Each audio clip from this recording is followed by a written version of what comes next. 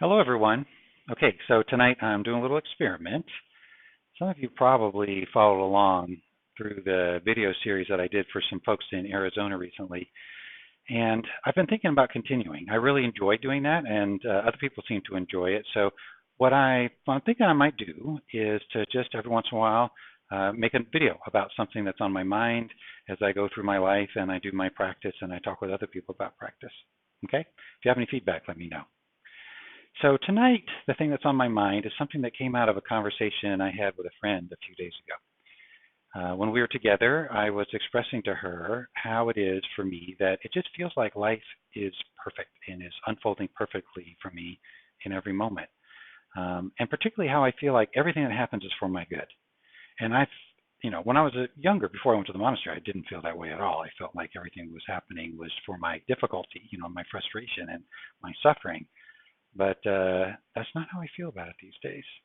Of course, there's a lot of things that go on in any human life, including mine, that are challenging in various ways. There's obstacles that get thrown up, and there's just stuff, and some of the stuff is painful, and some of it's really, really difficult. But even so, I can tell that it's all for my good, and I just have this great trust that life will always continue to show up for me and give me exactly what I need. And it's what I need. It's not what I necessarily want all the time. It's not what ego wants, in other words. But I feel like life is always giving me exactly what I need. And what I was saying to my friend is, it seems to me like that's what's going on all the time with everybody. Like life is always providing what we need. So the objection to that my friend brought up is, well, what about all the suffering that's going on in the world? What about people who are starving to death? People who are experiencing oppression of different kinds and violence and everything that's going on out there, of which there is a lot. There's a lot of really awful things happening to people. Well, so how can you explain that from this point of view that says that everything is happening for our good? It's an interesting question, and I've really been looking at that since we had that conversation because people have been asking this question from the beginning of time. Since people could think, it's like, how do you explain evil? That would be sort of a Western Christian way of framing the question. If God is goodness and love, how do you explain evil? Okay, so of course I don't know the answer, but I'll give you my take on it at this time. So it seems to me that the experience of that I'm having of life, it feels like, is presenting exactly what I need all the time, comes from an openness to life and a relationship with life. And when I'm using that word life, it's life with a capital L. It's what people would call God, evidently, or divinity, or something like that. I don't tend to use those words just because of all the confusing associations that go with them. So I just call it life. So to me, to be in relationship with life is to have this experience of everything showing up exactly as I need it all the time. It is not having the experience of getting exactly what I want, which is, as I said a minute ago, that's a big confusion that people have. It's not that. Life does not support ego. It does not support conditioned mind. Life supports life. It supports the unfolding of life, and in this case, a human life, towards whatever is possible for that person. Vastly my experience. So, you think about things that are happening in this country, in third world countries, where people are just going through desperate situations, suffering tremendously in the traditional sense, rather than the Buddhist sense of being a separate self, but in the traditional sense of just extreme pain and difficult situations. When I look at that, it's because people in general are not in relationship with life. They're in relationship with conditioned mind.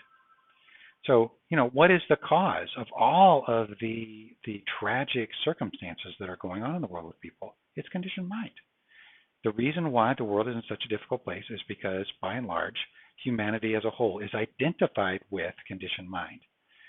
All of our institutions, well, I won't say all, most of our institutions are founded upon conditioned mind and are there to support conditioned mind in various ways. I mean, they're doing other functions as well, but the way that things are done supports conditioned mind. You look at our political structures, our economic structures, everything supports the illusion of a self that is wanting, deprived, and then has to act out of that in some ways, potentially violently, and in other ways, in order to compensate for the imaginary experience of being separate from life and not having what is essential for a human being. And so, all these situations are caused, I think, by conditioned mind. And so that, to me, that explains a big chunk of it. It's like, well, how come other people are not having the experience I'm having? Well, they are not in relationship with that. And I'm not blaming the people for that. By and large, I think people are not in relationship with life and are in relationship instead with conditioned mind because they have never been told of another option. They never have gotten the information that I have been so fortunate to have received about the difference between life and conditioned mind and how a person can make that choice.